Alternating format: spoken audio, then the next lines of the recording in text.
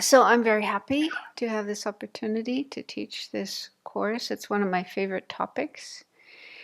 And so what we're going to be doing is having sessions during which I will talk part of the time. We'll also have a chance to do some meditation on what I'm talking about, and also questions.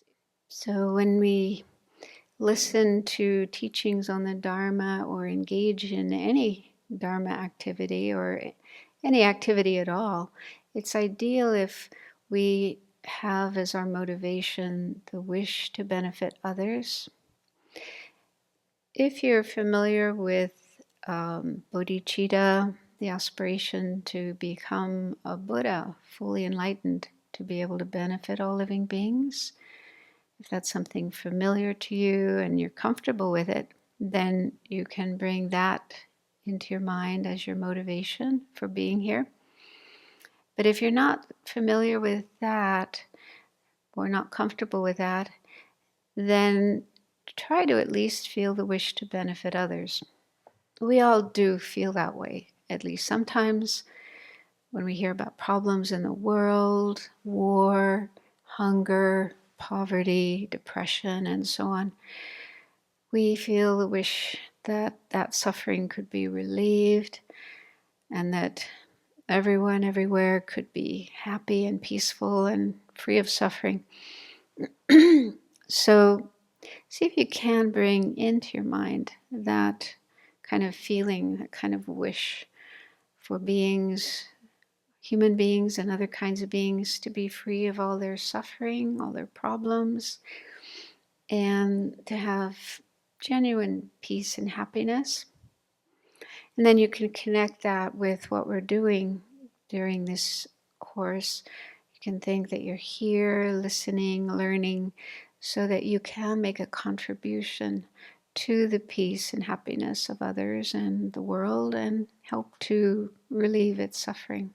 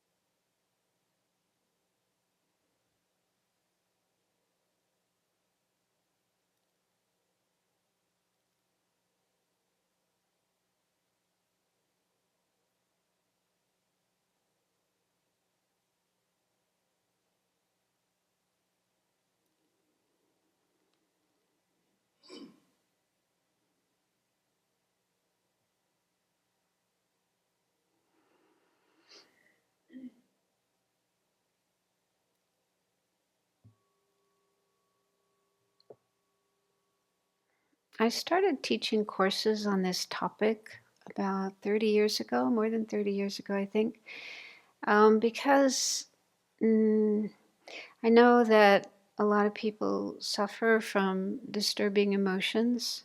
I myself, in my life, had lots of experience of painful, disturbing emotions in my mind. And this is one of the things I've found most beneficial about the Buddha's teachings. It was just such a wonderful experience to learn about the mind and about emotions, and to learn that it was possible to change these disturbing emotions, decrease them, and increase the positive emotions.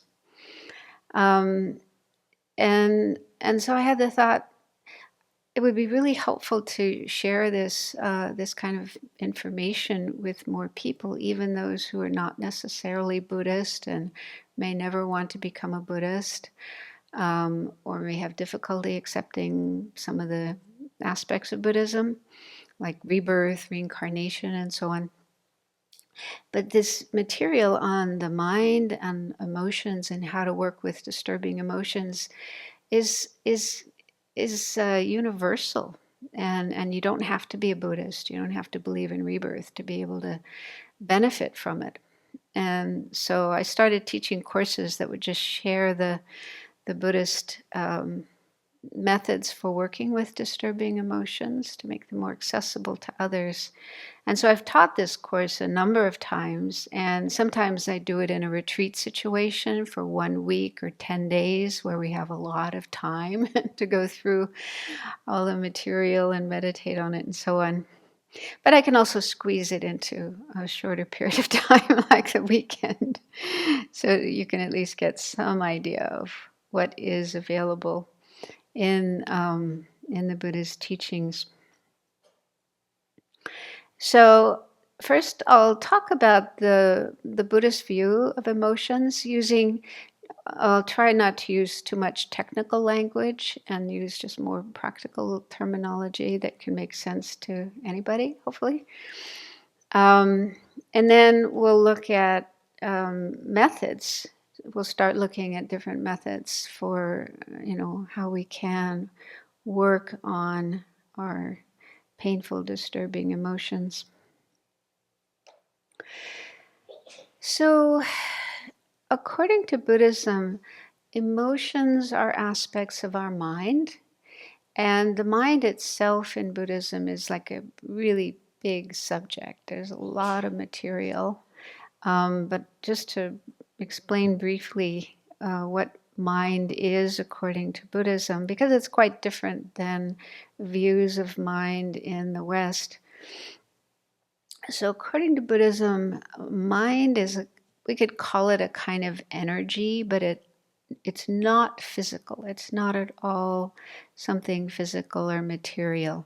So it's not any part of our mind. It's of our brain, our body. Sorry, it's not any part of our body, not any part of our brain, not even a product of our brain, as many in the West believe. It's a different kind of energy altogether, non-material, non-physical. And it's that aspect of us that that thinks, knows, feels, perceives, and it's just basic awareness. So there's many different parts of our mind, many different aspects of our mind. It isn't just one single thing like an organ sitting inside of us, always the same, but rather it's more like a stream. They sometimes use the analogy of a stream or a river. If you think about that, like the Seine River, it's constantly flowing and constantly changing and never exactly the same from one moment to the next. And it's made up of, like a river, a stream is made up of many, many particles, tiny particles that can be broken down further and further. So it's a little bit similar with our mind. Our mind isn't just one thing that's always the same, but it's more like a stream made up of different experiences, different aspects of experience, like thoughts, emotions, and perceptions, and memories, and so on. And it's always changing, never the same from one moment to the next. And the mind is always there. It isn't like something that sometimes goes off, like at night when we go to sleep. It's not that our mind switches off, as we know. We usually have dreams, so our mind is continuing to go and experience things even when we're asleep and having dreams. And even in a state of non-dream sleep, the mind is still there, according to Buddhism. It's still there. It's still present, experiencing something, even if it's just darkness. And the same with coma, person in a coma. They still have a mind. The mind is still there, but it's just in a very, very deep state, not consciously aware. So that's just a very brief introduction to the mind, but there's a lot more in the Buddhist teachings about the mind. And so emotions are aspects of our mind. They are parts of our mind. And in a very broad way, in a very general way, we can talk about two kinds of emotions. Some that are more helpful, positive, like love and compassion. And when we say these are helpful or positive, what that means is they are conducive for happiness. Like everybody wants to be happy. Everyone's trying to be happy, to have good experiences, satisfying experiences. And Buddhism acknowledges that, and also says everyone deserves to be happy. Everyone should be happy. And so some of our emotions or mental states are conducive for happiness, like love or loving kindness.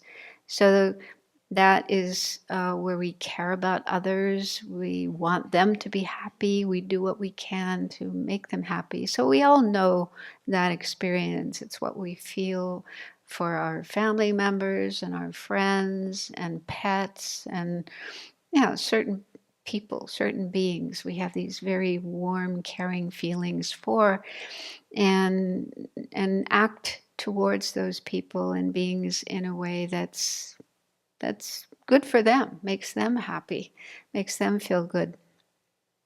So it's easy to see with that state of mind, love, that it brings happiness. So it's good for others. They feel good. We all feel good when someone shows us loving kindness. But it's also good for the one who's feeling that, for the experiencer of love. It's a very beautiful state of mind, a very wonderful state of mind. We feel joyful when we're feeling love. So that's just an example of a positive emotion or a positive state of mind. And again, the reason it's called positive is because it brings good results, good experiences for oneself and for others. On the other hand, some of our emotions are what could be called negative or unhelpful or unskillful or even harmful.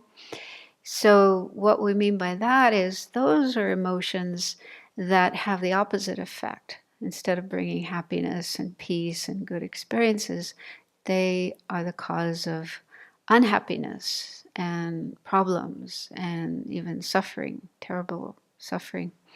So one of the best examples of that is anger. And I'll talk more about that later. There's different levels or degrees of anger, from just a mild feeling of irritation or annoyance, all the way up to strong hatred that can even motivate destructive actions like killing, war, and so on. So there's a whole range of different levels of anger. But I think it's pretty easy to see that that state of mind is the cause of unhappiness and even suffering. If somebody gets very angry and then they get totally under the control of their anger, they can act it out and even commit murder or commit other kinds of physical behavior that is harmful to others. And of course, things like war and terrorism, those actions which bring incredible suffering. If we look at where they're coming from, we can definitely find anger and hatred in there. So they're harmful for others, but they're also harmful for the one experiencing them. Because if we observe our mind when we're feeling anger, hatred, any of those kind of feelings, it's very unpeaceful, very painful. It's not at all a peaceful, happy state of mind. It's very disturbed, agitated, troubled, and it's painful. So those emotions or states of mind that produce suffering, unhappiness, problems for others as well as for oneself are this other category that can be called negative emotions or disturbing emotions. So during this course, I'm mainly going to talk about those. Those are the problematic ones. Those are the ones we need to learn how to work on. But in the course of doing that, we will also be looking at positive emotions, because by developing more positive emotions, like more love and compassion, that itself will help to decrease the negative ones, like anger and hatred. So according to Buddhism, we have everybody, with the exception of enlightened beings, but all of us ordinary beings, we have both types of emotions in our mind. We have some negative ones, but we also have positive ones. And Buddhism says that the real nature of our mind is pure, and it can be compared to water. When you have water coming out of a spring in the ground, a very deep, pure spring, then that water is very pure. It doesn't have chemicals or dirt or other kinds of unhealthy things in it. So you can just drink it, and it's very good for you. But sometimes water can get polluted by chemicals or dirt, and so on. And then it becomes unhealthy, not good to drink. It needs to be purified. So our mind is similar to pure water in the sense that its nature is pure, clear, like pure water. But us ordinary beings have within our mind the pollution of disturbing emotions, disturbing thoughts and emotions like anger and attachment and so on. And Buddhism has a whole explanation of why this is the case. Where do these things come from? Basically, they come from ignorance about the true nature of things, not understanding reality, the reality of ourself, the reality of others, the reality of the world. So we're kind of blind to or confused about the true nature of things. And it's because of that these various disturbing emotions rise in our mind. But the good thing is that the disturbing emotions are not permanent. They're not fixed aspects of our mind. And they're not things that are going to be there forever. We can see that for ourselves. Even now in our experience, we can see that there are times when we have anger. There's anger in our mind. There's times when it's not there. So it comes and goes in our mind rather than being a permanent fixture that's always there. And it's possible to work on our mind and reduce the disturbing emotions so they don't come up as much, and eventually get to the point where they're gone forever. Like in the case of a Buddha never gets angry. In the past, a Buddha was an ordinary person like ourselves and got angry and had other disturbing emotions. But the Buddha worked on his mind and found a way to cure his mind of the disturbing emotions. And then he realized that, no, everybody can do this. And so that's why he taught. He gave the teachings that he did to show us how we can reduce and then eliminate our disturbing emotions. So this is definitely possible. And in fact, this is the essence of Buddhism. I've heard His Holiness the Dalai Lama sometimes talk about this, that the essence of Buddhism is working on our mind to bring about a transformation of our mind. And the meaning of transforming our mind is to reduce the negative, disturbing emotions like anger and so on, make those weaker, lessen them, and increase the positive aspects of the mind like love and compassion and so on. And this takes time, unfortunately. It's not something we can do immediately, right away. The Buddha worked a long time to get his mind to this state of enlightenment. But it is possible. It is something doable if we work at it. But we can start to see some change in a year, maybe less. um, but we have to be careful not to have high expectations. This is a big mistake that I had when I first started learning Buddhism.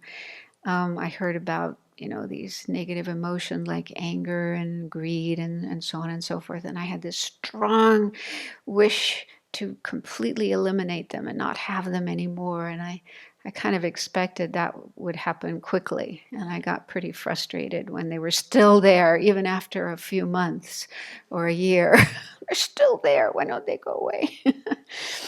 And so, the Tibetan lamas often say, slowly, slowly, dear. And Lama Yeshe would, I think, even talked about mushrooms, like mushrooms grow very quickly. And he said, mental transformation isn't like growing mushrooms. It isn't like, overnight you can suddenly see you're a totally different person. So it takes time. So this is important to learn. Otherwise we can get frustrated and maybe even give up if it's not happening as quickly as we want. Okay, so what does it mean to say working on our negative emotions, our disturbing emotions? What is that involved?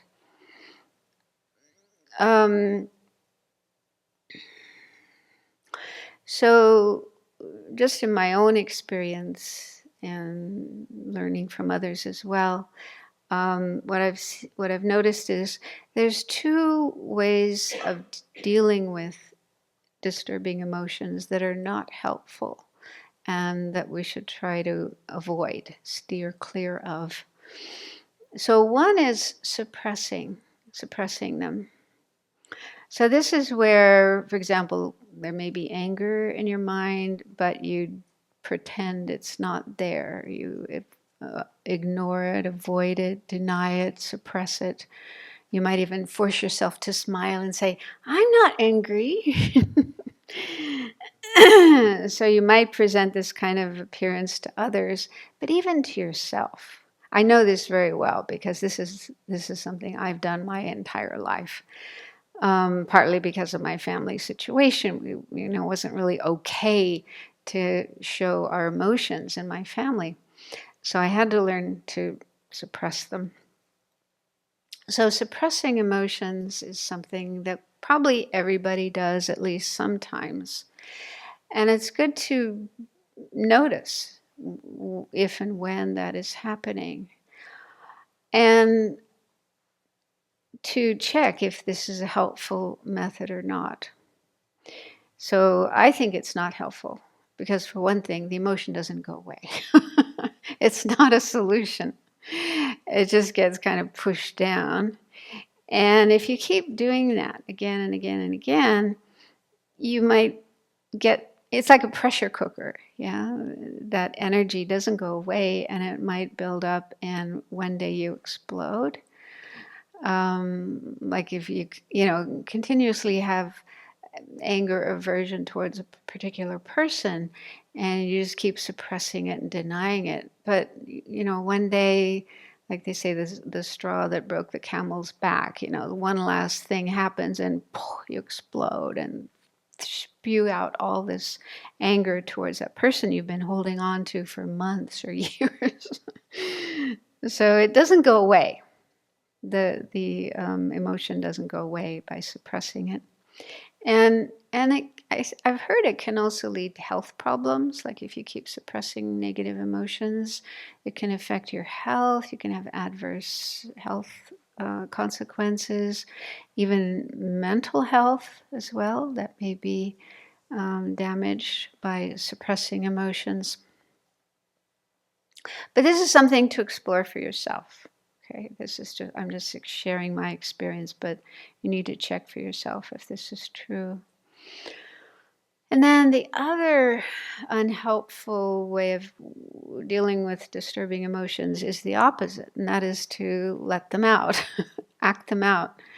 So that's, for example, if you're feeling angry and you just immediately express it in your words, shout, swear, speak harshly, or even in your actions, hitting someone, doing something physically harmful to someone, or slamming doors or breaking windows or whatever, the different ways people act out their anger. So that also needs to be investigated. Is that helpful or not? I heard in the past some psychologists, some therapists would encourage people to act out their anger because they recognized suppressing it wasn't helpful. So they said, just act it out, let it out. But then I heard that it was found that that didn't help either, because then it becomes habitual, becomes a habit, and then it becomes easier and easier to do it. And the worst case scenario would be, you're acting it out again and again, maybe in more and more violent and destructive ways, and eventually you might actually do something really negative, like killing someone. And then of course it's harmful to others and harmful to oneself. So again, that's something we probably all do at certain times, even if we don't want to. Sometimes the emotion comes up and it's just so strong and we can't control it, and it kind of comes out in our actions, our behavior, our speech.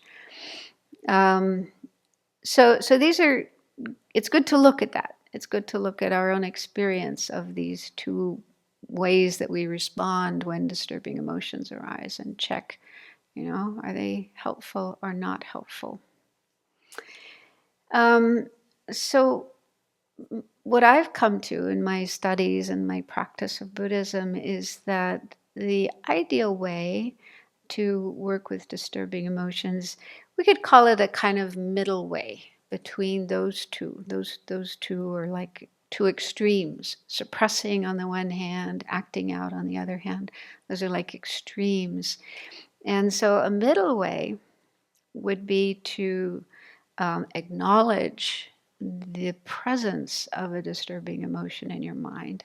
So, for example, if anger is there in your mind, you accept it, you acknowledge it. You're not denying it, suppressing it, pretending it's not there.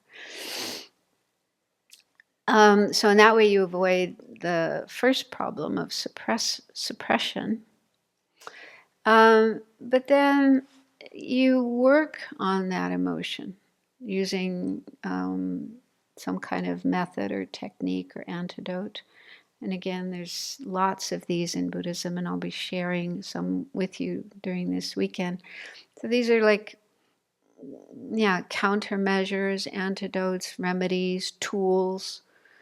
You can use whatever word you want, but they're ways that you can work on that particular painful, disturbing emotion such that you can either let go of it, you can get to where it just kind of passes on its own, or better yet, you can transform your mind, transform your mental state so that instead of feeling that negative, disturbing emotion, you can replace it with something positive. So instead of being angry at somebody, for example, you can feel compassion, love, kindness, the wish to reach out and help them rather than punch them.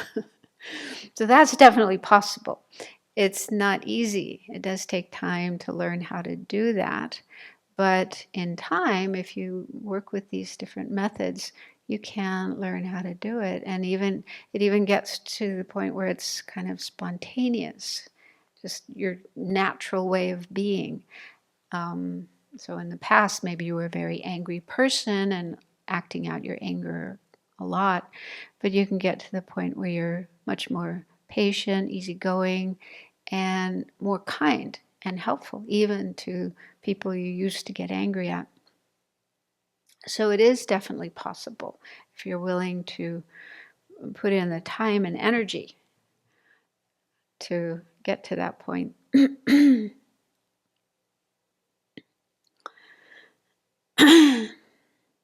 So the benefit of this approach, the middle way, is that we can avoid creating suffering, problems for others and also for ourselves, because we'll be less likely to be controlled by our disturbing emotions and then act them out in ways that create suffering. And so our life will in general be more peaceful, and our relationships with others will go better. We'll have fewer problems. So that's the general approach. And then some steps to help us in developing this way of working with emotions. So one step is that we need to be able to recognize and identify the emotions in our mind. And that's not always so easy to do.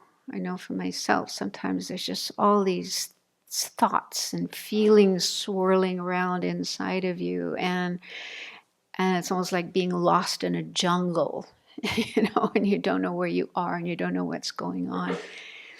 And so to alleviate that problem,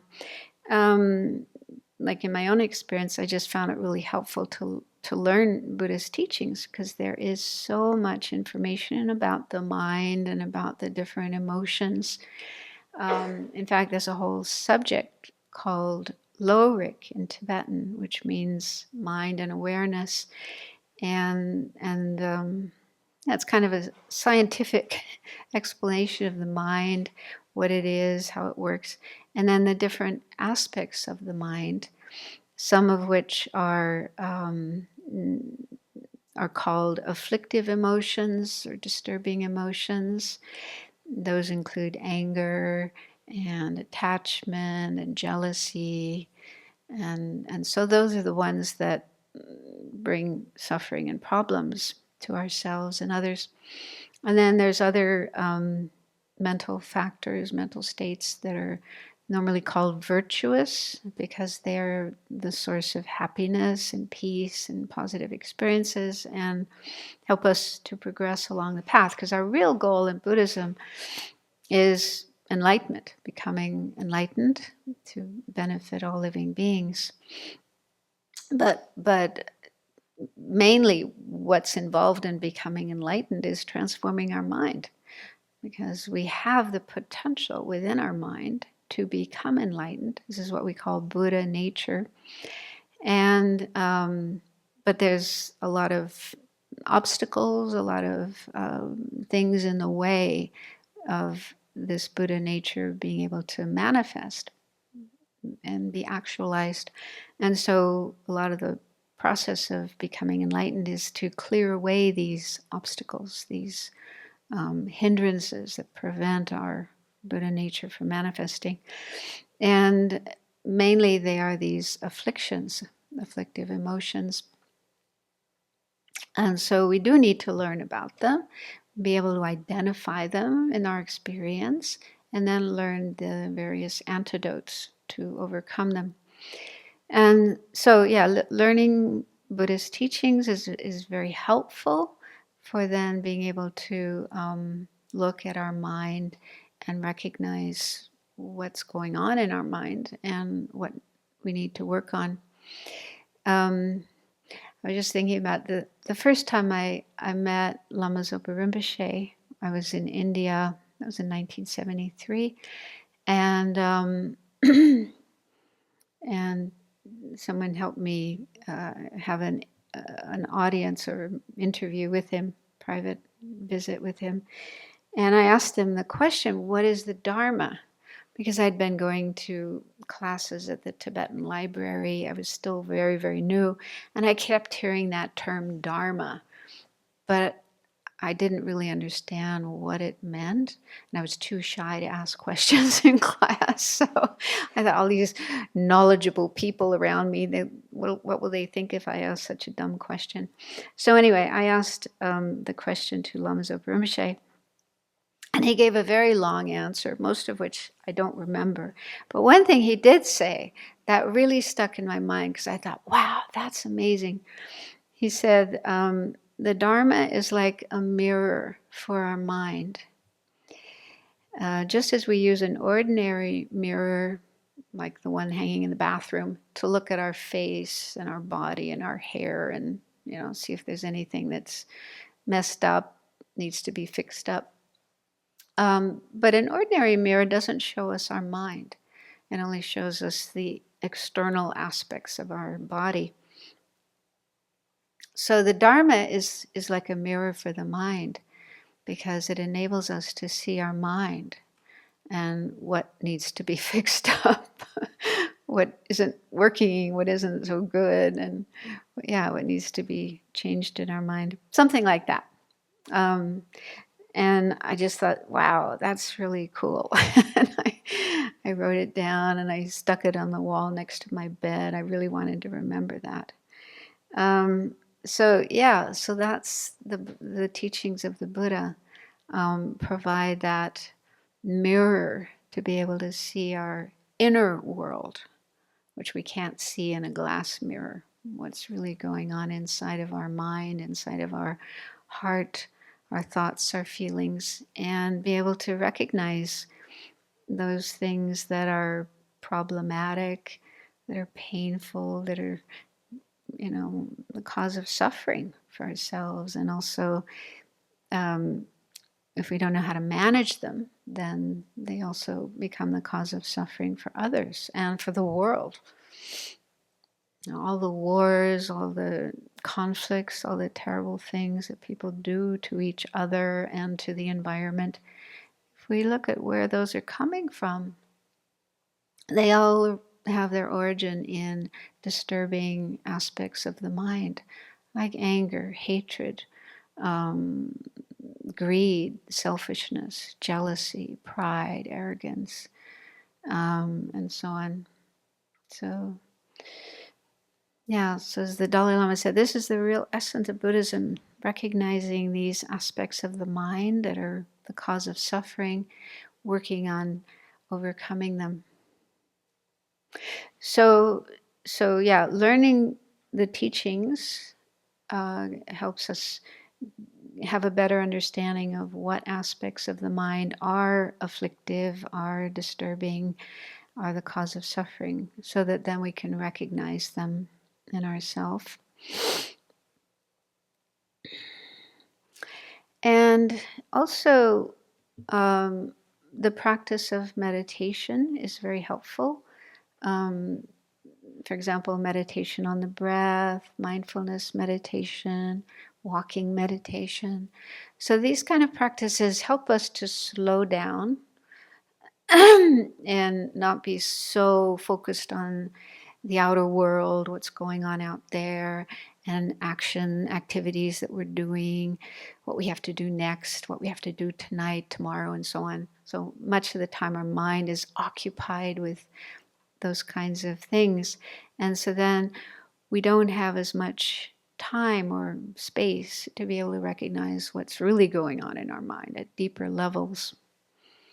And so doing a regular practice of meditation, ideally every day, if you can, at least do some practice of meditation every day, it helps you to slow down so that you can see your inner world more clearly.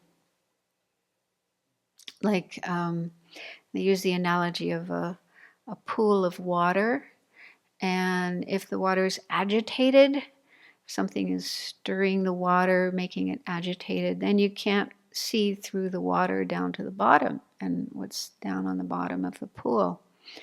But if the water becomes calm, if nothing stirs it, then it becomes calm, and then it becomes very clear. You can see very clearly what's on the bottom, stones or tiles or whatever. So it's similar with our mind, learning to slow down our mind and become more aware of our mind helps us recognize when there are disturbing emotions in our mind. So that's the first step. First step is being able to recognize the disturbing emotions. Then it's also very important to have a healthy, balanced attitude about emotions. And what that means is, ideally, it's not easy, but ideally to not have attachment nor aversion. So we may have attachment to certain emotions or, states of mind, and want to cling to them and want to have more of them, and then become disappointed when they're not there. So that's one thing that can happen. But another thing that can happen is aversion to the unpleasant emotions, like the anger, the jealousy, the painful emotions. So when they arise in our mind, we may react to them with aversion, with dislike. And then this is problematic. And in fact, one thing that happens is the kind of language that's used to refer to the disturbing emotions. Some Buddhist teachers and some books use words like negative. I used it myself. Negative emotions. Some may even say evil. They use the word evil, bad. And so these terms carry, the connotation that, if I have that in my mind, then I'm a bad person. So we may react in that way. If there's anger in my mind, that means I'm bad, I'm evil. And so then that might lead us to suppression. That might cause us to suppress. I don't want to be a bad person. I want to be a good person. And so when we notice disturbing emotions, then we may suppress them, pretend they're not there. But again, that doesn't work. They don't go away. Another thing that happens is feelings of guilt, shame, self-criticalness, beating yourself up, hating yourself, also fear, anxiety. So these kind of reactions when we notice disturbing emotions in our mind are not helpful. They happen a lot, especially in the West. I don't know so much about Asian people. They don't seem to have those problems. You've probably heard this story. The Dalai Lama was once having a conference with a number of Western Buddhist teachers. And one of the teachers talked about how when teaching loving kindness meditation to people, you need to teach them to have love for themselves as well as others, because so many people don't love themselves, so many people hate themselves. And apparently when the Dalai Lama heard that, he was really surprised, and it was like a new thing, a new idea that people hate themselves. So now he knows quite well that is the case. And so when he teaches, he does talk about the need to have love for yourself and compassion for yourself, just as you do for others. But it doesn't seem to me to be such a common problem in Tibetan culture or some Asian cultures. But it's very common in the West. Many, many people in the West have negative feelings towards themselves. So, and so this can happen if we see certain emotions as being negative or bad or evil. And then when we notice those in ourselves, then we can have these feelings of hatred or criticalness towards oneself, or guilt or shame. So be on the lookout for those reactions and know that they're not helpful. That isn't helpful. it just makes things worse. It's like, if you're, let's say there's anger in the mind. I mean, anger itself is already a problem. It's already painful and disturbing and, you know, not a pleasant experience at all. So that you already got that problem of anger in the mind. And then on top of that, if you're judging yourself for being angry, you're beating yourself up, you're feeling bad, feeling ashamed, guilty, and so on. That's just adding more layers of problem to your mind. It's exacerbating your suffering, increasing your suffering rather than relieving it. And it takes time. I have this problem myself. I have this tendency to beat myself up. And even though I know it's not good, it's not helpful, it still happens. It's such a habit. So it's very difficult to break that habit. But at least if we can be aware of it, notice it happening when it's happening, and know that that isn't the way to go. That's not the route I want to follow. And I'll talk more later about some things we can do about that. But yeah. So this is what I'm trying to say here, is that the ideal attitude about emotions is neither aversion, hating them, and then hating yourself for having them, nor attachment, clinging to them. I forgot what I was going to say. Oh yeah, another thing that tends to happen is identification with emotions. I think this is just an automatic thing that happens in our mind. When an emotion comes up, we automatically feel, I am that. We even say it in our language. I am angry. I am jealous. And it can seem as if I and anger are one and the same. And that's not true. According to Buddhism, it isn't true. We are not anger. We are not jealousy. These are just aspects of the mind that arise sometimes. They're not always there. They are there maybe a few seconds, a few minutes, but they don't last. They're not permanent fixtures in our mind. Like I was saying before, they come and go.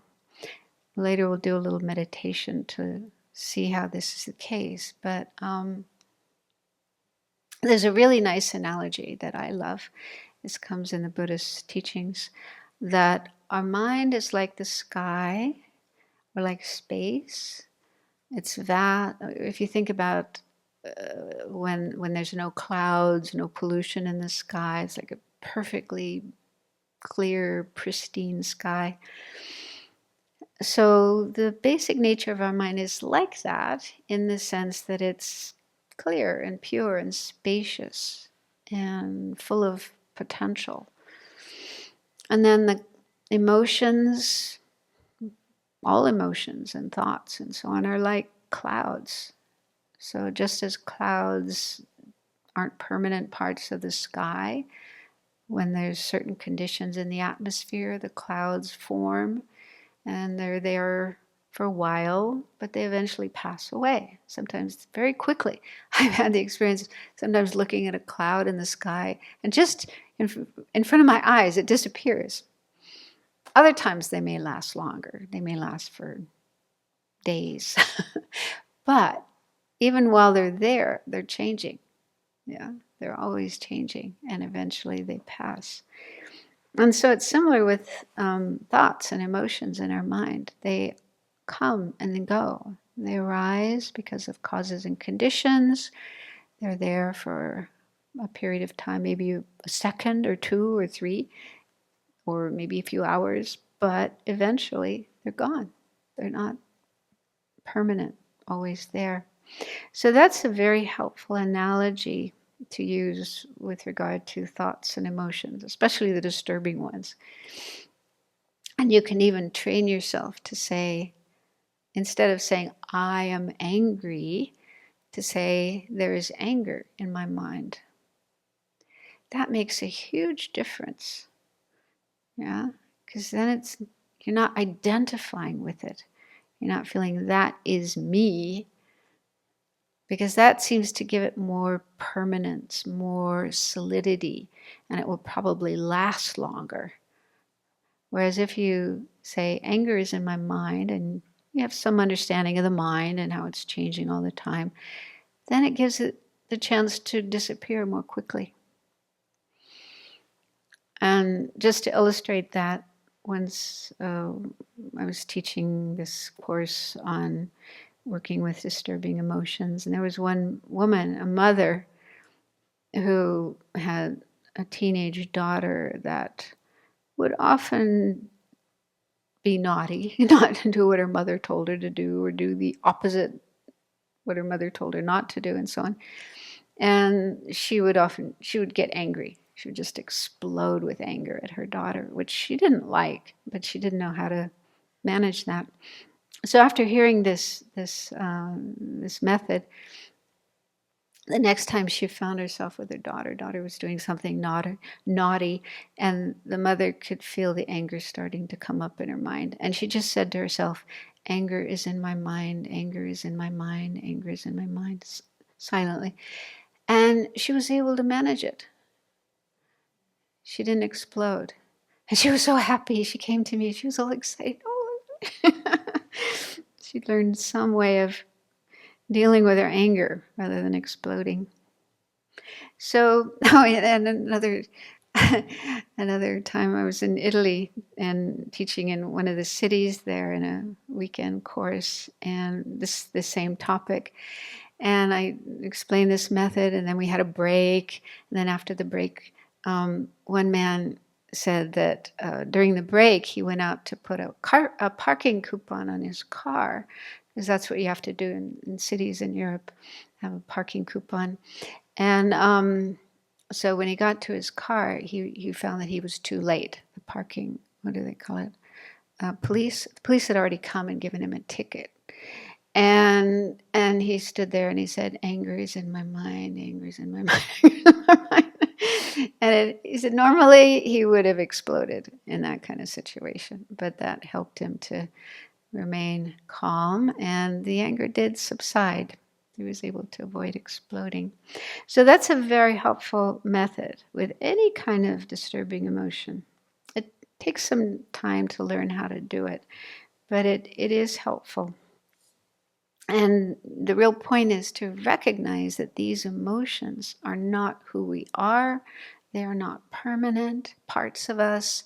They are just aspects of our mind that arise at certain moments because of causes and conditions that we don't always have any control over, like your teenage daughter not doing what you asked her to do, or the police coming and putting a ticket on your car when you're just 1 minute late, or something like that. There's always these circumstances that happen in our life, other than the way we want things to happen.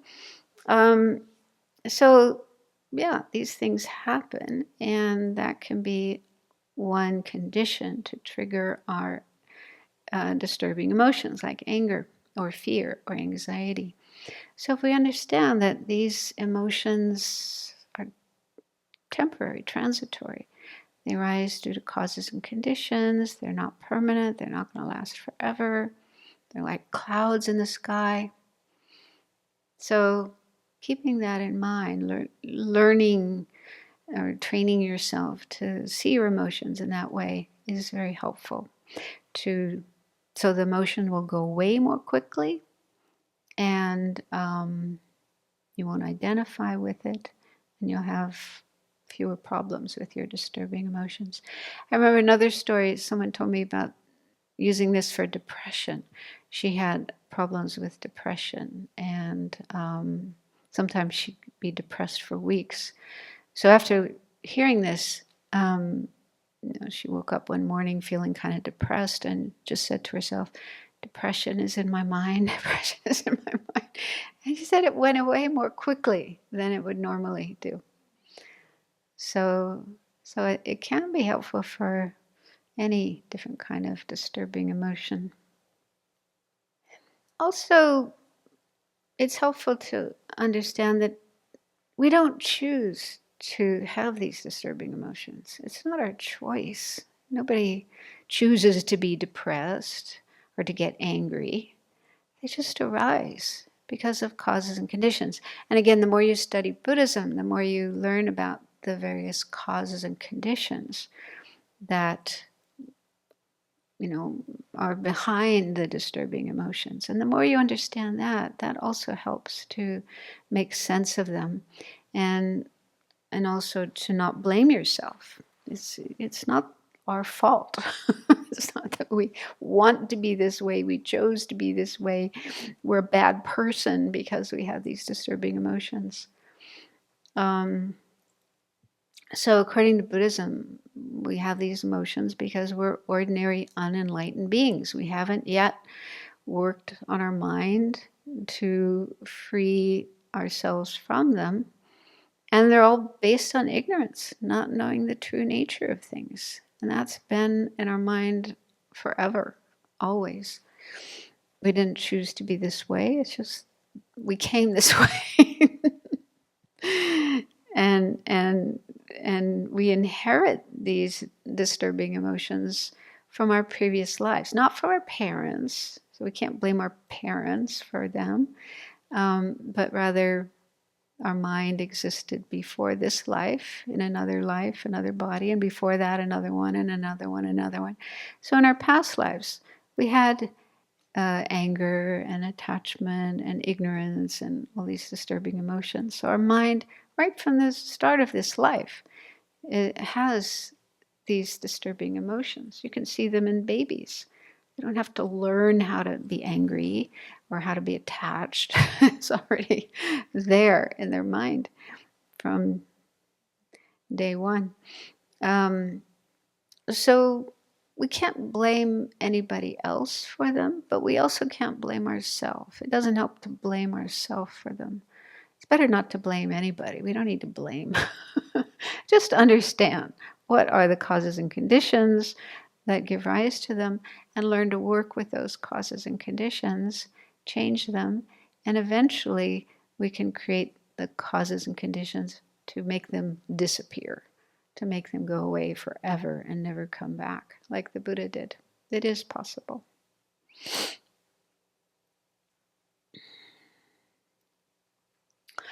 Okay, so then the first step is to learn to recognize the disturbing emotions when they are there in the mind, and have a balanced attitude towards them, neither attached to them nor averse to them. It's not easy to do. I still have tendency to dislike negative emotions, disturbing emotions. But they can also be very helpful if we know, if we learn how to work with them. They can be tremendously helpful to develop greater understanding of ourselves, and also then understanding of others.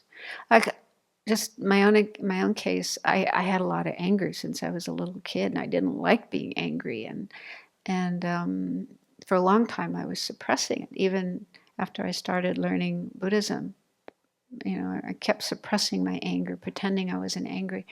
But finally I realized I had to acknowledge it and work with it. And that was like a huge switch. Prior to that, I really hated anger and I was almost fighting with it. But when I, changed to accepting it, acknowledging it, working with it, it became kind of exciting. It's so interesting to look at the mind and to what's going on in the mind, and learn how to work with something like anger. And it's also very helpful then when dealing with other people, because when I was suppressing my anger, I couldn't bear to be around anybody else who was angry. I was frightened. And had a lot of aversion. And so when I started working on my own anger, I became less afraid of anger in general. And I could be around other people who were angry, and and have more compassion for them, more understanding. It's like, oh yeah, I know what that's like. I know what that feels like. It's really difficult. It's really painful. So I was able to have more compassion for them. And then also when you get more skill at working on your own disturbing emotions, then you can be more helpful to others. You can suggest, if they're open, of course, you don't want to force them, but if they're open to suggestions, how things they could do, then you can offer things that you've learned in your experience that could help others learn how to deal with their anger. So then you become more compassionate, more helpful to others. So yeah, I find it a really fascinating subject, working with emotions. So then identifying, acknowledging, and then applying antidotes. And there's lots of different methods. We don't have time in this weekend to go into all of them. There's whole books about anger, for example. Whole books full of different tools, different methods you can use to work with anger. But anyway, I'll mention a few different methods, and we can practice them together. So this approach is a bit like being your own therapist, noticing your disturbing emotions and then working on them on your own, like in meditation. And some people may be able to do that just fine. Some people may find it difficult. They may feel the need for help, outside help. So you can talk to teachers, spiritual teachers, or more experienced practitioners of Buddhism. In some cases, you may even need to seek help from a therapist. So it is good to be careful when choosing a therapist. Best to try to find someone whose way of working and techniques and so on are compatible with Buddhism, rather than encouraging you to go out and act out your anger. Some methods are very helpful. For example, EMDR, which is becoming much more known and practiced. Many people practicing it. I think it's completely compatible with Buddhism. EMDR, you don't know what it is. What does it stand for?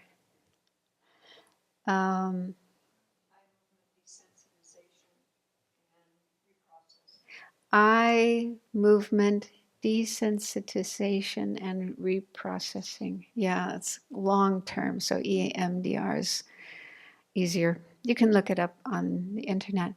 Yeah, it's a method that was discovered accidentally by one therapist, and there's different ways of practicing it, but it's particularly helpful for people who've been through a traumatic experience or other disturbing life experiences. So they've used it on veterans, war veterans, rape victims, victims of abuse, child abuse, and so on. And it's very, very helpful. I don't know the whole science behind it, so look it up. Look it up online and you can find... did I just blow out the microphone?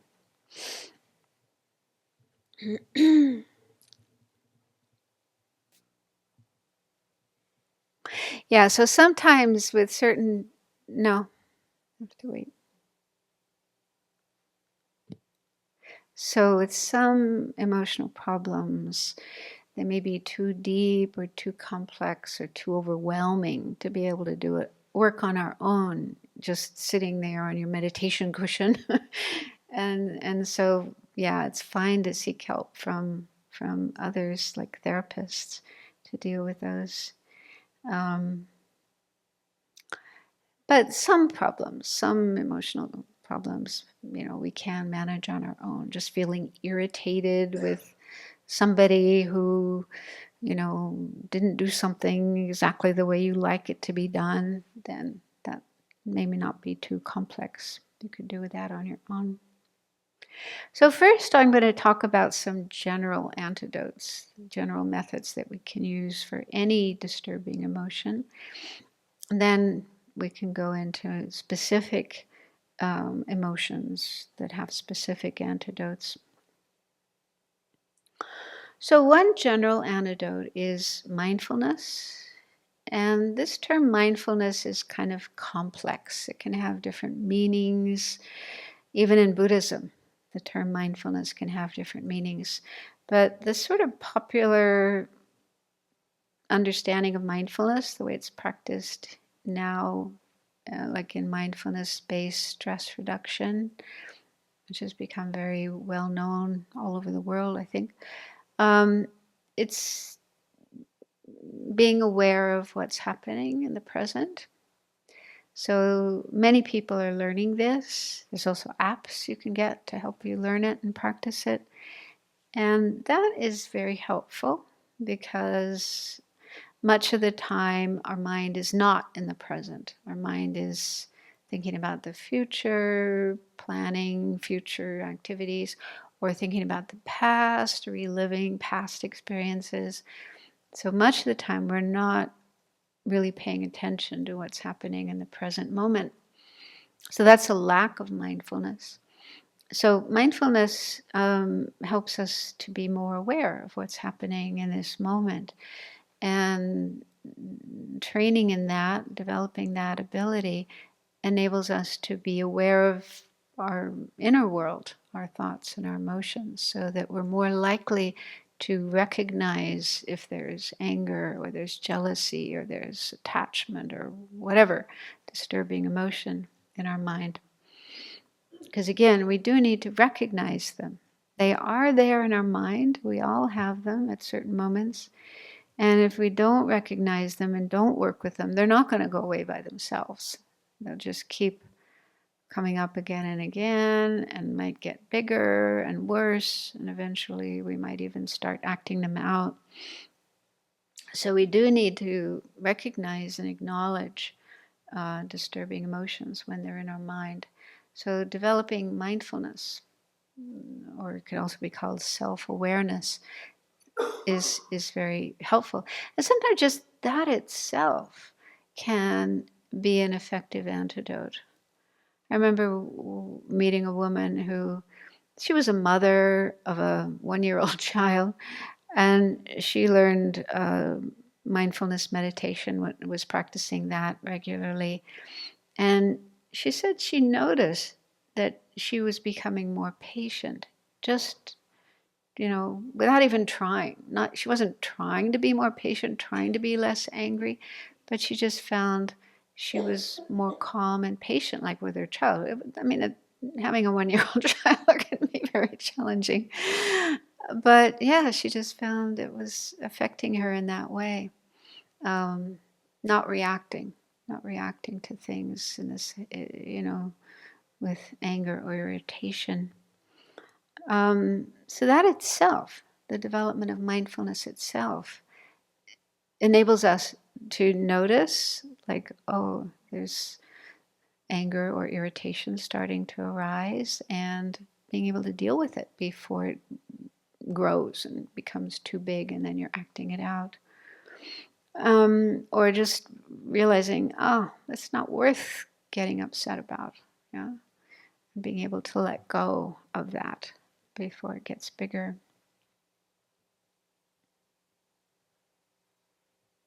So that's one sort of general method that can be used.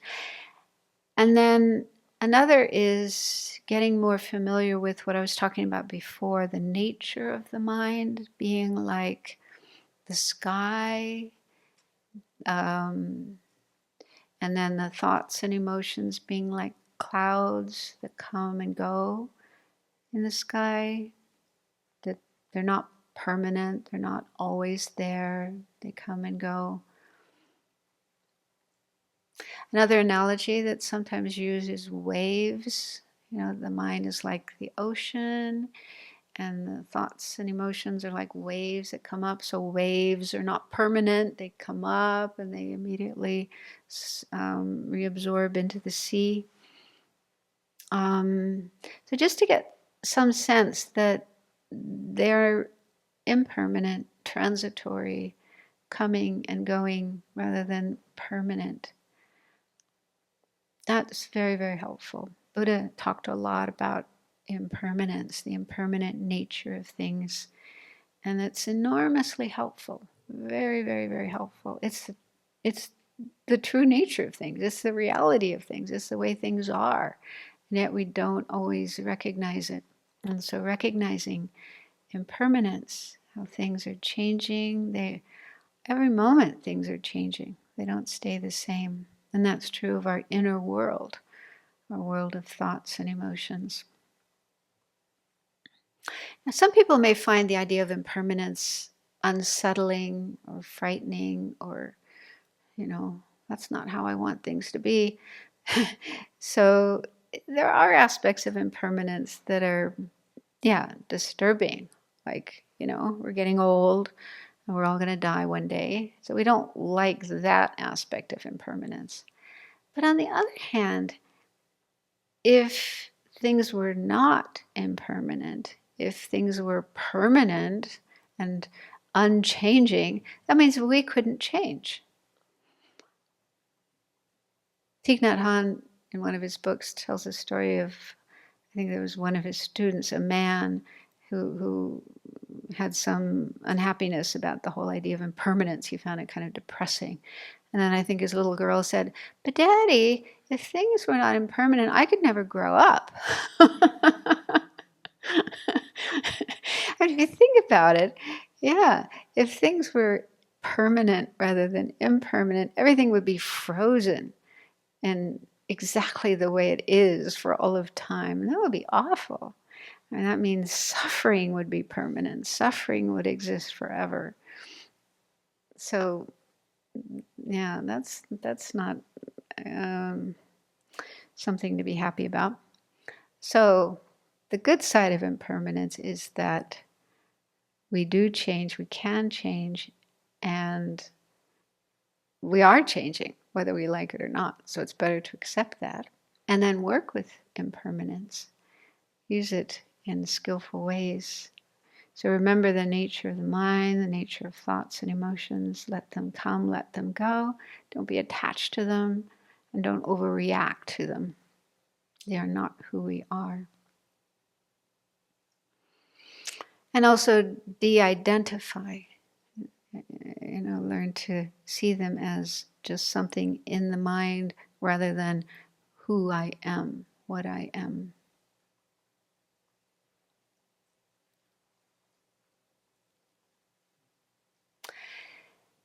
Another thing, another general kind of method, or I guess we can call it a method of dealing with disturbing emotions, is to realize you're not alone. You're not the only person in the world who has that kind of problem. I once met a woman who said when she started coming to Buddhist courses, she was really happy to hear about the Four Noble Truths, the truth of suffering, that everybody suffers, because in her life she'd had a lot of suffering. She suffered from depression, and she lived in a country and a culture where it was expected that you're always cheerful and showing a lot of friendliness and joy, even if you don't feel that way. And so she felt she had to hide her depression and not let people know that she was depressed, not show it or talk about it. And so when she learned that Buddha said that everybody has suffering, I'm not the only one. That was very helpful for her. So it's the same with our disturbing emotions, anger, attachment, jealousy. Everybody has these, except Buddha. But ordinary beings, us ordinary beings in the world who are not yet enlightened, We all have these disturbing emotions. Some may have them more than others. Some may have more anger, some have less anger, some may have more jealousy, some less, but we all do have them. And just having that awareness can be very helpful, so that you don't feel alone and you don't feel like I'm the worst person in the world because I feel this way. Um, And yeah, it's very helpful to recall when you are going through some kind of problem, whether it's an emotional problem or a physical problem, any kind of problem we may have. What happens, I see this in myself, and when I talk about it, I see people nodding. So I think it's pretty common. What can happen when we're going through a problem, we may feel, I'm the only one in the world who has a problem like this. I don't think we deliberately think that way. I think it's just something that happens in our mind, a habit, a tendency. And you might even look around and look at other people and think, oh, they look so happy, they look so relaxed, everything's fine with them. I'm the only one who's got a problem, who's suffering. So that kind of reaction in the mind just makes things worse. Because on top of this problem that you have, which is already causing you a lot of unhappiness, then you feel cut off from others, almost like you are on an island all by yourself, miserable, and everybody else is over there having a great time. Everything's going well for them. So you feel more alone, more disconnected from others and from the world, and that exacerbates the suffering. So you might just get more deeply absorbed into yourself and into your problem, into your suffering, which just makes things worse. And it's totally untrue. It's just not true at all that you are the only one who has this problem. So it's very helpful to think about that, to think, I'm not the only one who's got this problem, whether it's anger, or whether it's cancer, or a broken leg, or whatever the problem may be, relationship problem, you are definitely not alone. There's lots of other people who have that kind of problem too. So it can be very helpful to think about that. It will take away that feeling of being alone and isolated and cut off from the rest of humanity, the rest of sentient beings. You feel connected with others. And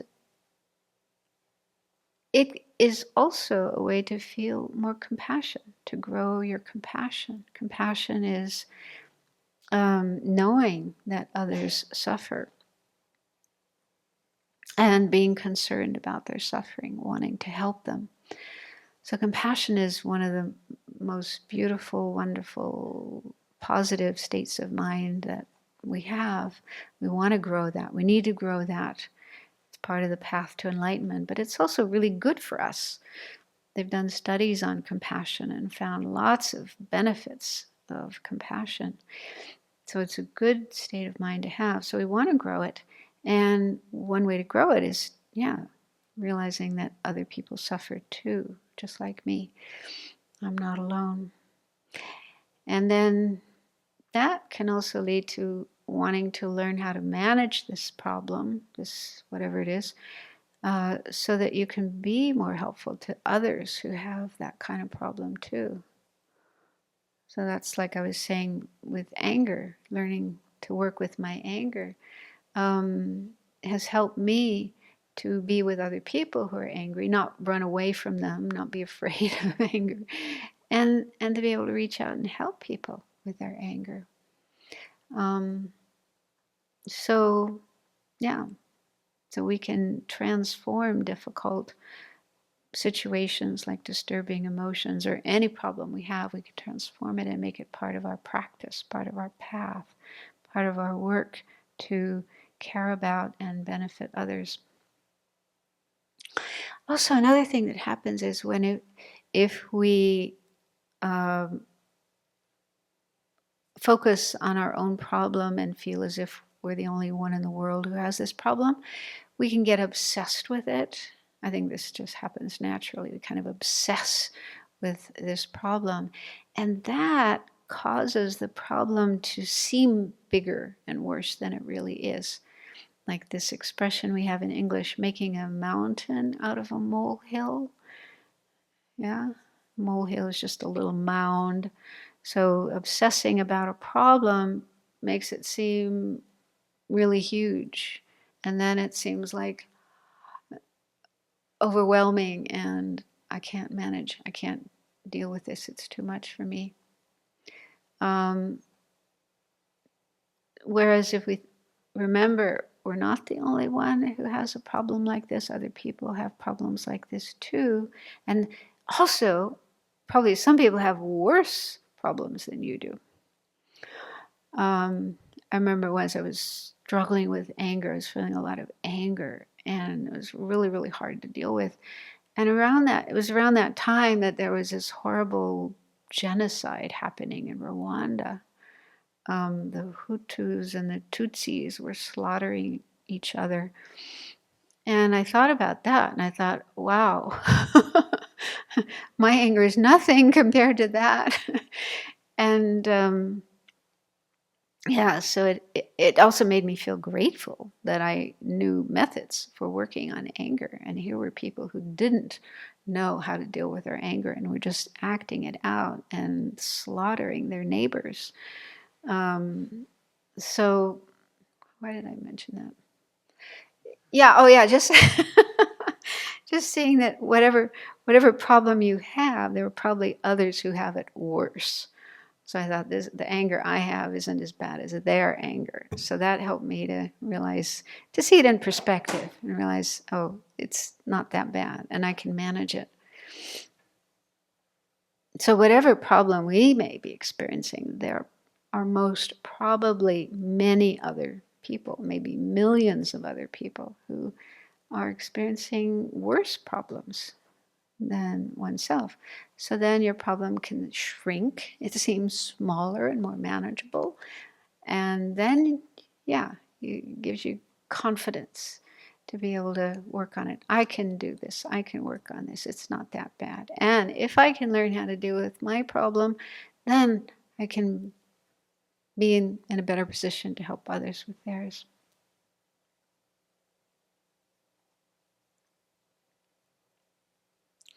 So I've talked quite a bit already. How about we do a little meditation on some of these things I've talked about to see how they can be utilized. So make yourselves comfortable.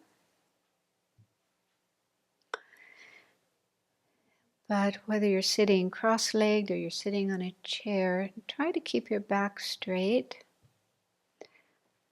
That helps the mind be more awake, alert, and focused. It's also important to be relaxed, not tight or tense, so that your shoulders relax. Take a few moments to let your mind, your awareness settle in your body.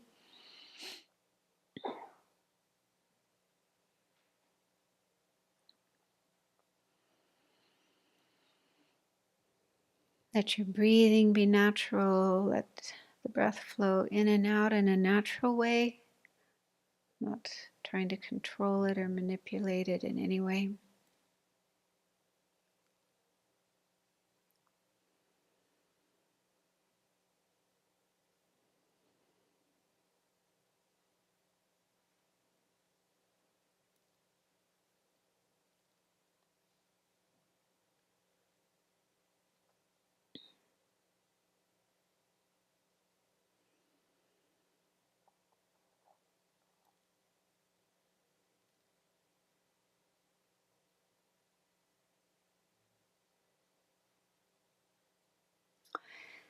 So now bring to mind a disturbing emotion that you sometimes feel.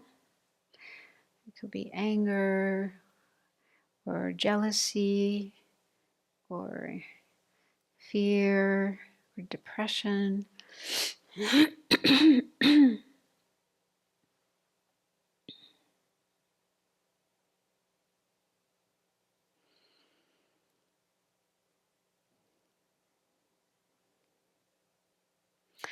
Can you think of times when you do not have that particular emotion in your mind, times when you're free of it?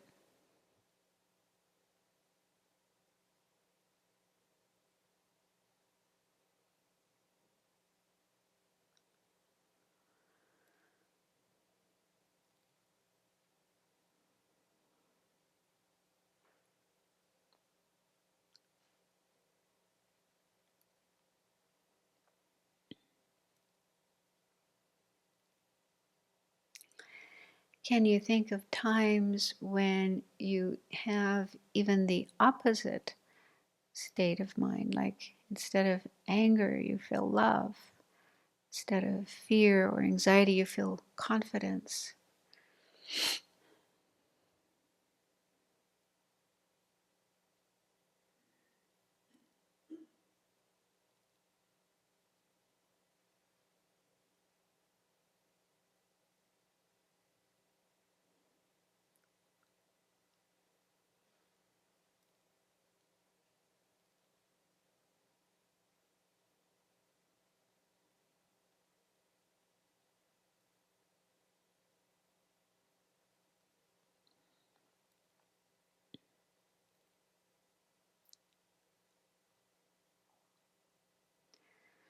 So, can you recognize that that emotion, that disturbing emotion, isn't something permanent, a permanent part of you, of your mind, but something that comes and goes like clouds in the sky?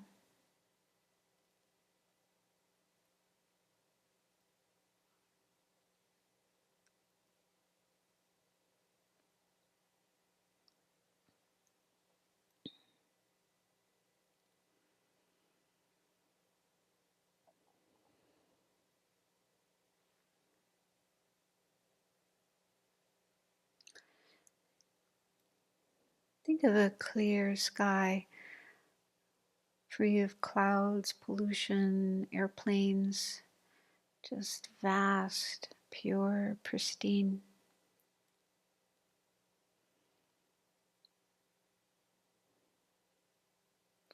Buddhism says the real nature of our mind is similar to that.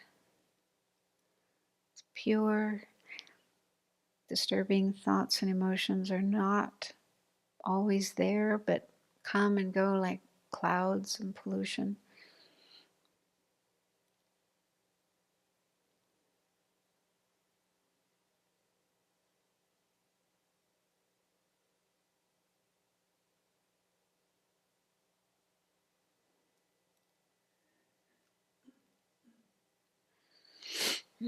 Do you ever get mad at yourself or feel self-critical when disturbing emotions do arise in your mind?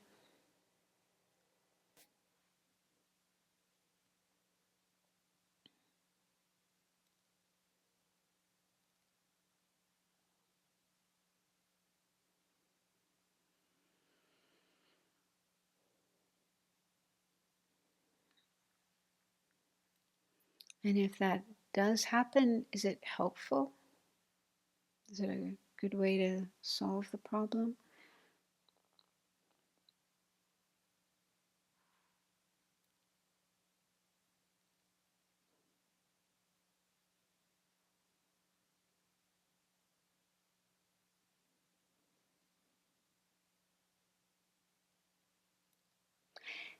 And does it make sense that just as we need to have compassion and kindness and patience for others, we need to feel that way towards ourselves as well?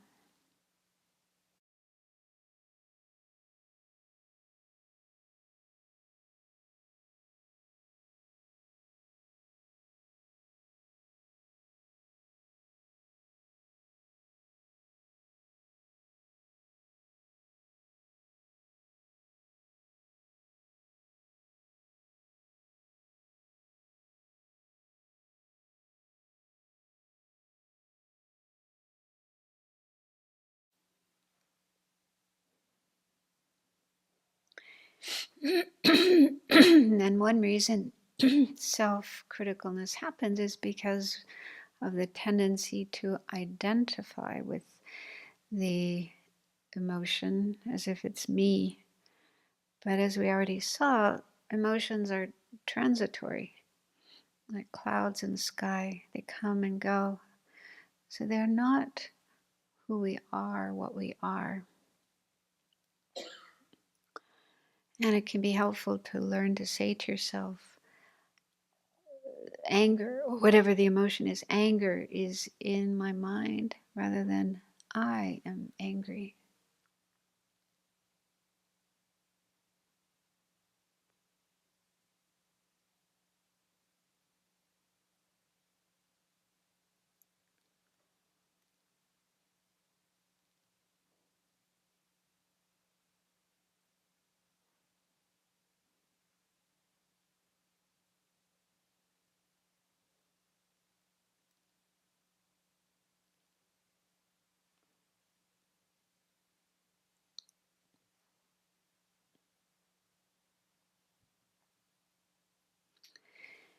And when you do have this disturbing emotion, do you feel as if you're the only person in the world who has it?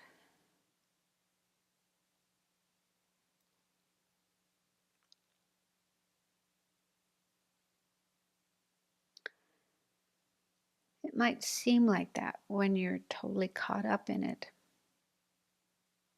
But is it true?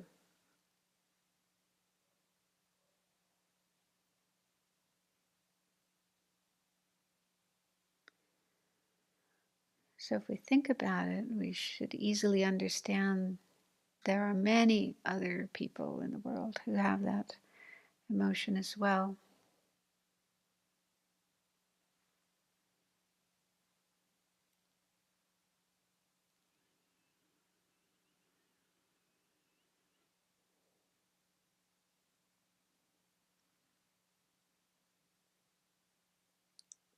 And some of those people may have it even more than you do, or even worse than you do.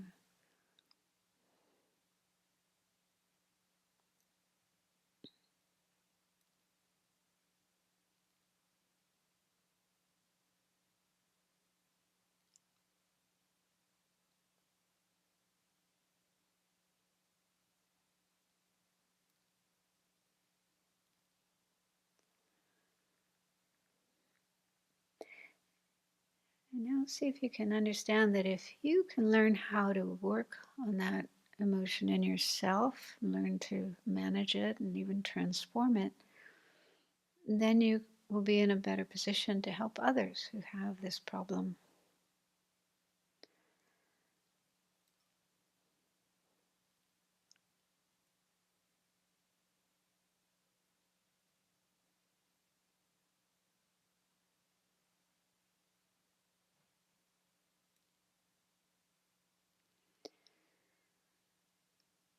So to conclude the meditation, see if you can feel the wish, the aspiration to learn more about that disturbing emotion, learn how to work on it, and do more work on it so that you can be of more benefit to others who suffer from it as well.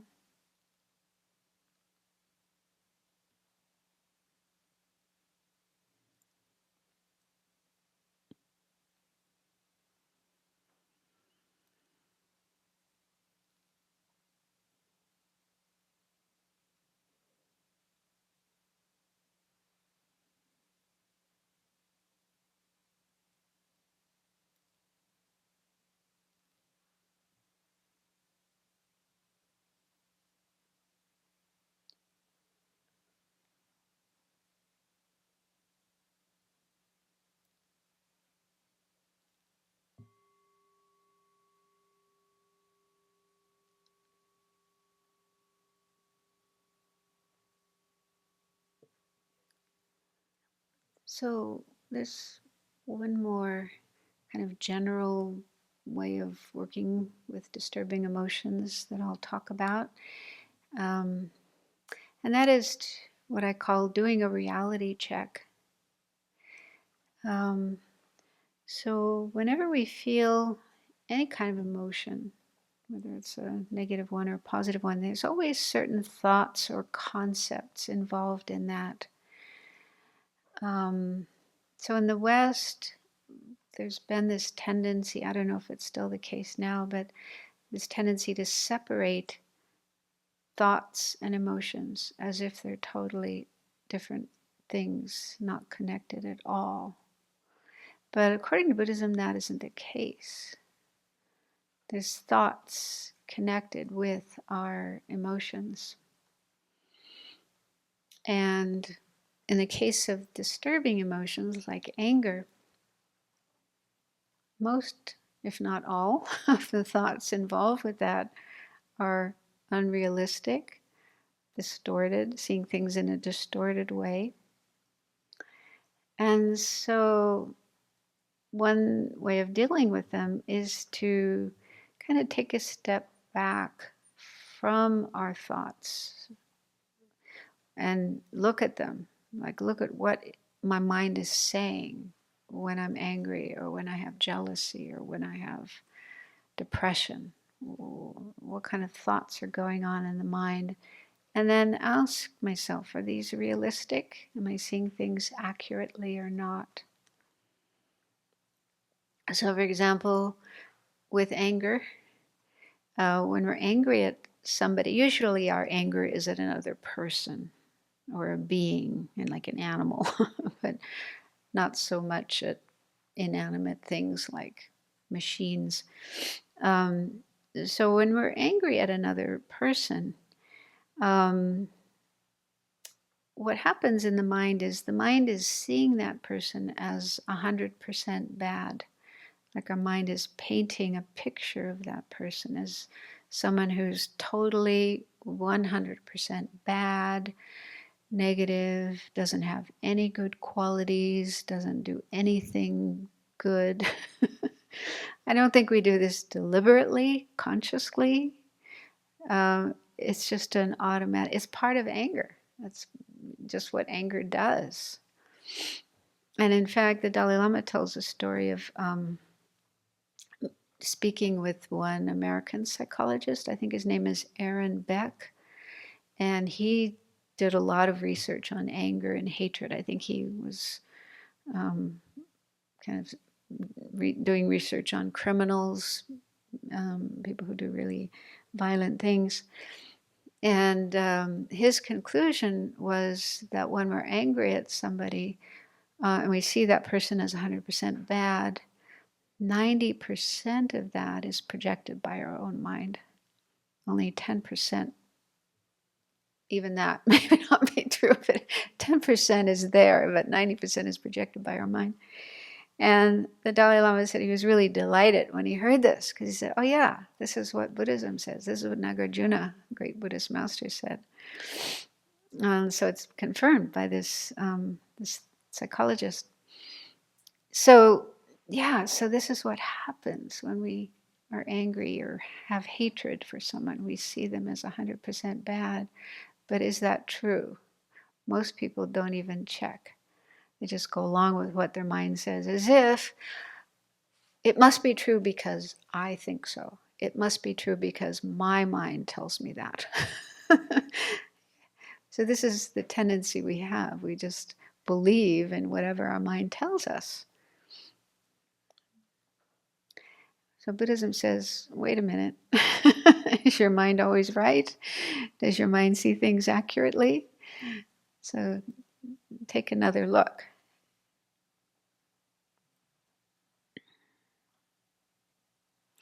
So there was one time when I got very annoyed at this person that I was working with because she sometimes behaved kind of like a spoiled child. You know, when she didn't get her way, she'd sort of throw a tantrum. And even though she was, I don't know, in her 50s, you know, she behaved like that.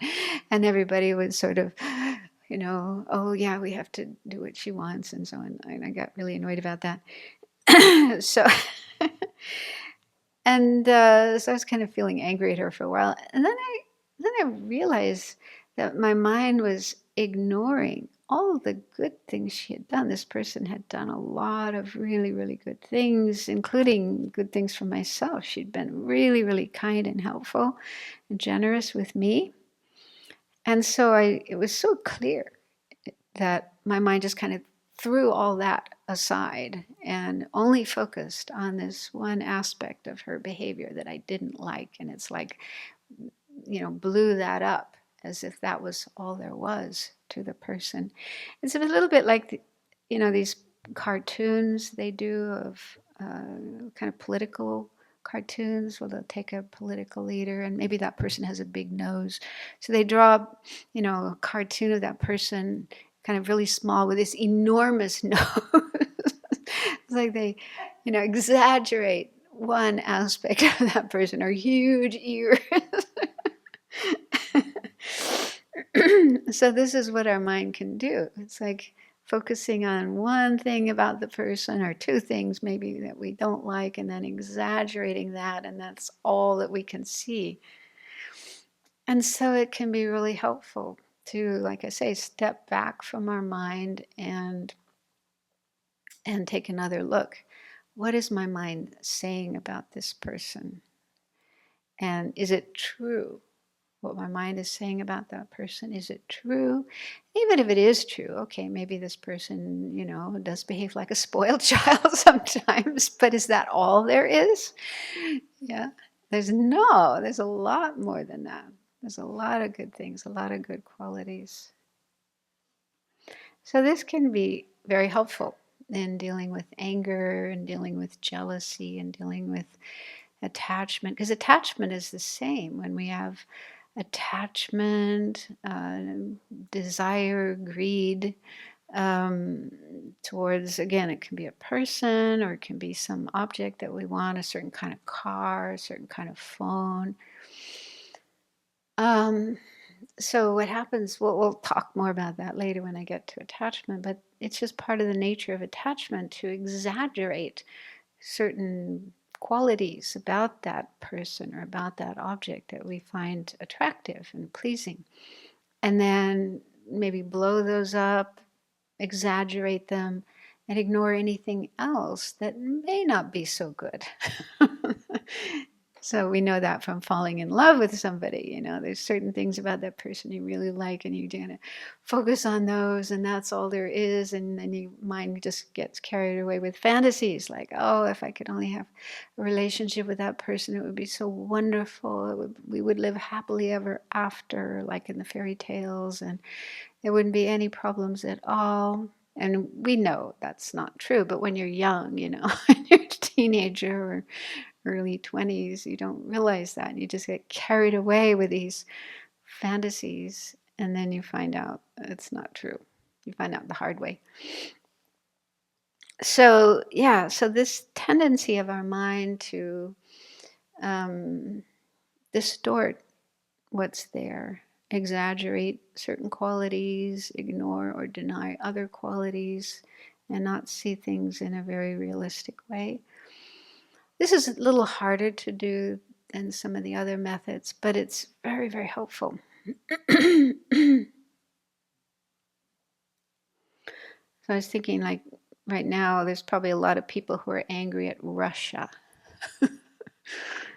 And when we're feeling angry, annoyed, hateful towards Russia, it may seem as if the whole of Russia, every person, everything about Russia is bad, nothing good at all. It seems like that when we don't think, we don't check carefully. But if we think about it, if we do some research, we'll find out, no, that's not the case. There's lots of people there who are really kind and compassionate, and they're opposed to the war, and they're even trying to put an end to it and trying to help people and relieve suffering and so on and so forth. There are good people and good things going on there. And even Putin, now you may say, oh, it's, okay, lots of good Russian people, but Putin, oh, he's awful.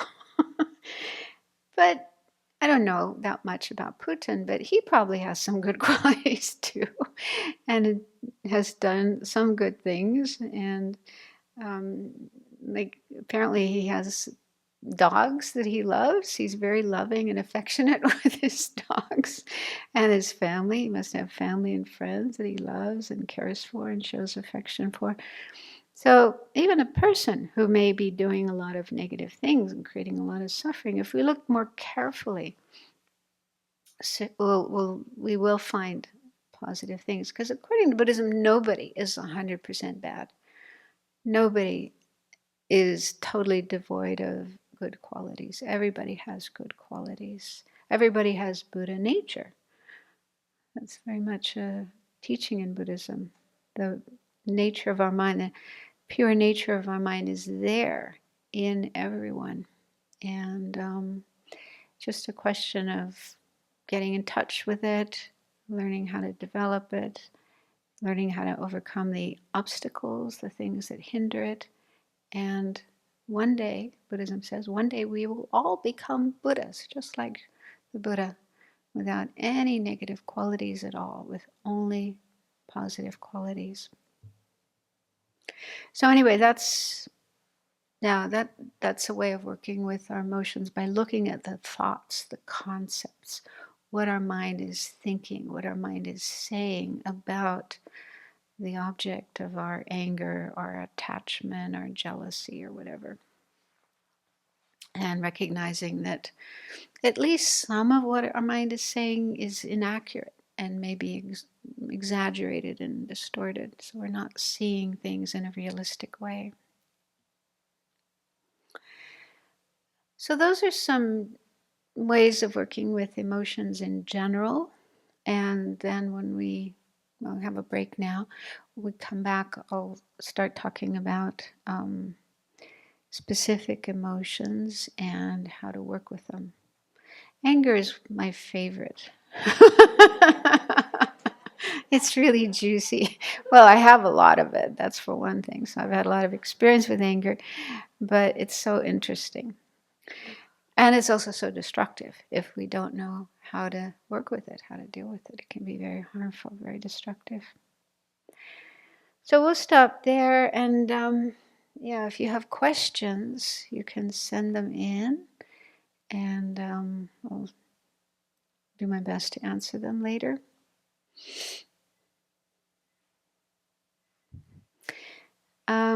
So let's make a mental dedication of the positive energy, the merit we've created so far in this last 2 hours.